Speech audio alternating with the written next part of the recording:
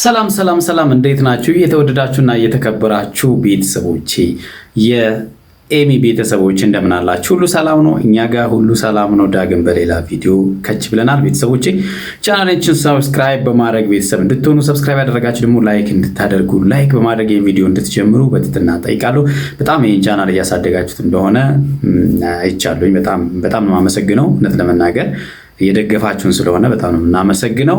በጣም በሚያምር ቪዲዮ ዛሬ በጣም ደስ በሚል ቪዲዮ ነው የመጣሁት። እንግዲህ የነ ሃይሚና የነ ብሩኬ ደስ የሚል ጉዳይ ዛሬ በጣም ደስ ይላል። እውነት ባለፈው እንደዛ ሲያተራምሰን የነበሩ ነገሮች ሁሉ ችግሮቹ ተቀርፎ ቡታጅራ ላይ ደስ የሚል ጊዜ ሲያሳልፉ እንደቆዩ ታስታውሳላችሁ ሁላችሁም ማለት ነውና ሃይሚ ያው ታሪክ ሰርታን የመጣችው እዛ የብሩኬን ቤተሰቦች በስጦታ አድርጋ አክብሮቷን የሴትነት ጥግ መሆኗን አሳይታ ከዛም በኋላ ብሩኬን ጥሩ ጊዜ እንዲያሳልፍ ማለት ነው አድርጋ ወደዚህ መጣለች። በነገራችን ላይ ሰላማቸው እንዲፈጠር ትልቁ ምክንያት ይሄ ነው። እንግዲህ አሁን አንድ እርምጃ ወደፊት መቅደም ማለት ይሄ ነው። ሃይሚ ቡታጅራ በመሄዷ ብሩኬ ዝም ብሎ ሄዶ ሊሰናበት ነው ሄደው ቡታጅራ በመሄዷ ብሩኬ እንዲቀር አድርገዋለች ማለት ነው። ሆኖም ግን እንግዲህ ሙሽዬም ተቆጥተው ከሄድክ ይዘሃት መሄድ አለብህ ስትለው ነበረ። እሱም ደግሞ መሄድ አትችልም፣ ይዣት የሚሄድበት ብዙ ምክንያቶች አሉ። ከዛ ውስጥ እንኳን በትንሹ ፓስፖርት ጉዳይ አለ የሚል ጉዳይ አንስተው ነበረ። እንግዲህ ያ ነገር ዛሬ ሳይፈታ አይቀርምና ብሩኬ እስር ቤት ገብቷል ማለት ነው። ብሩኬ እንዳይንቀሳቀስ ታሰረ ማለት ነው። አለዛ አዝሏት እንዲዞር ማለት ነው ተፈርዶበታል። ብሩኬ ሃይሚን አዝሏት በጀርባው አዝሏት ይዟት እንዲሄድ ማለት ነው። በነገራችን ላይ እንዲህ ያለ ፍቅር እንዴት ደስ እንደሚል ማለት ነው። በቃ ብዙ ሰዎች እንግዲህ በነገራችን ላይ ከካሜራ ጀርባ እንድትኖሩት እየኖራችሁት ከሆነ በጣም ደስ ይላል። ብዙ ሰዎች ካሜራ ላይ የሚኖሩትና ከካሜራ ጀርባ የሚኖሩት ነገር የተለያየ ስለሆነ ማለት ነው ይኖሩታል ብዬ ተስፋ አድርጋለሁ እኔ ማለት ነው። እና ዛሬ ሃይሚ ያው ከቡታጅራ እንግዲህ ተደውሉላት አስቸኳይ ስልክ ምናምን በሚል መጣ ነበረ። አስቸኳይ ብላ የመጣችው ደግሞ ከፓስፖርት ጋር የተገናኘ ነገር ፕሮሰስ ለማድረግ ነበረ። እኔ እንዳውም ብሩኬ 200,000 ስለገባ እሱን ሰርፕራይዝ ለማድረግ መሰለኝ እንደዛ ነው በቃ ገምቼ የነበረው። ምክንያቱም ስጠይቀው ነበረ አንተ 200,000 ገብታል፣ እኔ ደግሞ 160 ምናምን ሺህ ገብቻለሁ ምናምን ስትል ነበረ እና ያንን ሰርፕራይዝ ልታደርገው እኔ ከቡታጅራ ወደ አዲስ አበባ እየመጣችው እያልኩ እንደውም እየጠበቅኳቸው ነበረ እና ሆኖም ግን ያው ነው 200,000ን በማስመልከት በፓስፖርት ማለት ነው ሰርፕራይዝ አድርገዋለች። ብሩኬ አልገመተም። እውነት በጣም ደንግጧል። ሪል ነው የደነገጠውና እስቲ ምን ተፈጥሯል ስሜቱን አብረን እንግዲህ ፓስፖርት ማግኘት በእኛ ሀገር ደረጃ በጣም ከባድ ነው። እውነት ለመናገር ፓስፖርት አይደለም እኛ ሀገር መታወቂያ ማግኘት እንኳን በጣም ከባድ ነው። የቀበሌ መታወቂያ እንኳን ለማግኘት ማለት ነው።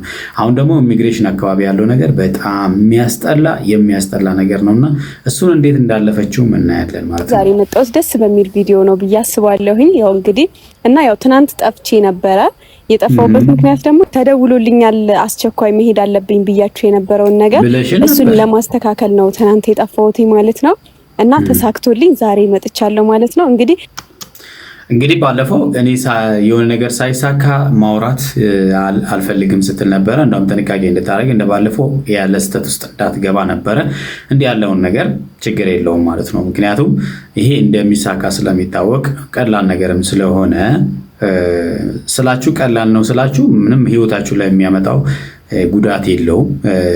ያንን ብዬ ነው እንደባለፈው ነገሮችን ደብቃ በስተት የሚያስቸግራትን ሰው አንዴ ከኔ ህይወት ውጣ ምናምን የሚል ነገሮች ድብብቆሹ እንደዛ ያሉ ነገሮች ናቸው ህይወትን የሚጎዱት እንጂ ይሄኛው አሪፍ ነገር ነው። ለጥሩ ነገር ስለደብቀሻል ምንም ብሩኬ ሰርፕራይዝ ይሆናል ብዬ አስባለሁ። ያው ከዚህ በፊት ብሩኬ ከሀገር ስለመውጣት ዱባይ ስለመሄድ ምናምን እያወራ ግን ደግሞ እኔን ይዞኝ እንዳሄድ ፓስፖርት የለሽም እያለ ነበረና እግዚአብሔር ይመስገን እሱ ነገር ዛሬ ተሳክቶልኛል ማለት ነው። ያው በነገራችን ላይ ባለፈውም ብለናል እኛ ማለት ይሄ ፓስፖርት ምክንያት ሊሆን እንደማይችል ብለን ነበረ። ምክንያቱም አስቸኳይ ብዙዎቻችሁ እናንተ ራሱ ኮሜንት ላይ ጽፋችኋልና በአስቸኳይ መውጣት ይችላል ብላችሁ እናንተ እንኳን ሀሳብ ስትሰጡ ነበርና ምንም እንትን አይደለም ወጥቷል ማለት ነው። በቃ ይሄ መጀመሪያ ማድረግ ይችሉ ነበር። አንተና የጠፋሁት አሻራ ለመስጠት ነበረ እና ቤኪ ነበረ ኦንላይን የሞላልኝ ቡታጅራ ላይ ነበረ የተሞላልኝና ዛሬ ደግሞ በሌሊት ሄጄ ተቀበልኩኝ ማለት ነው። አስቸኳይ ነበረ ቤኪ የሞላልኝ ሲሞላልኝ ማለት ነውና እንግዲህ ከዚህ በኋላ ብሩኬ የትም እሄዳለሁ ቢል አያሰጋኝም። ይሄው እንግዲህ እንደምታዩት ፓስፖርት ካም በኋላ እንግዲህ ብሩኬ አዝላት ነው የምትዞረው እንጂ የፈለገ ፓስፖርት የላትም ብለህ ጥላሃት የትም መሄድ አትችልም ማለት ነው። ማግኘት ቀላል አይደለም።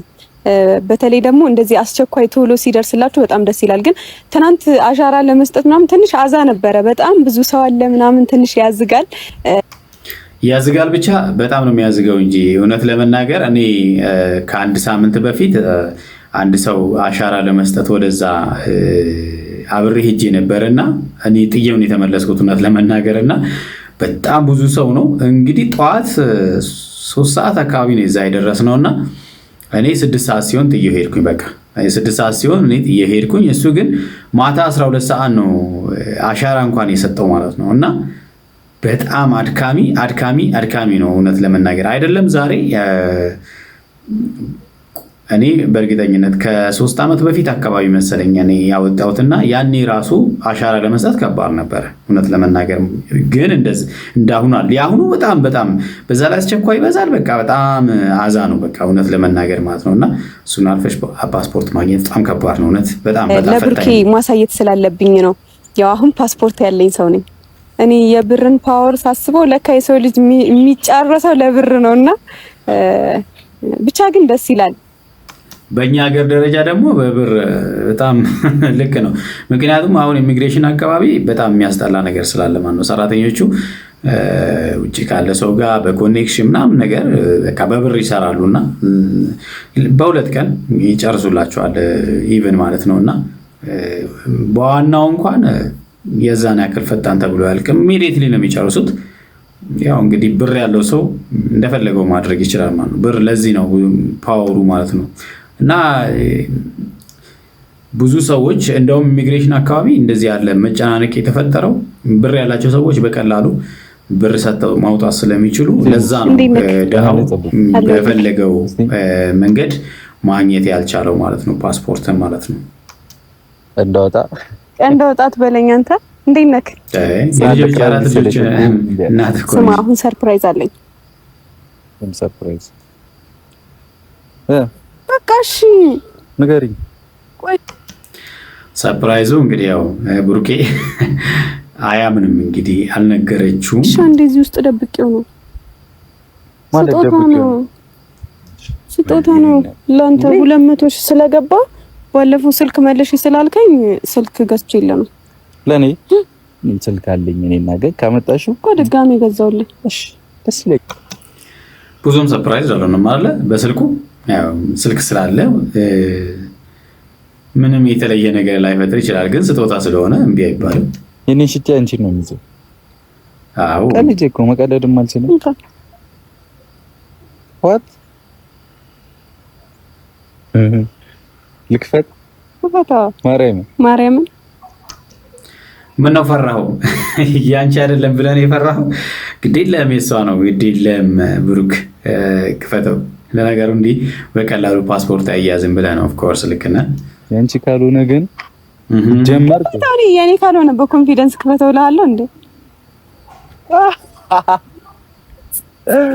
ወይኔ ብሩኬ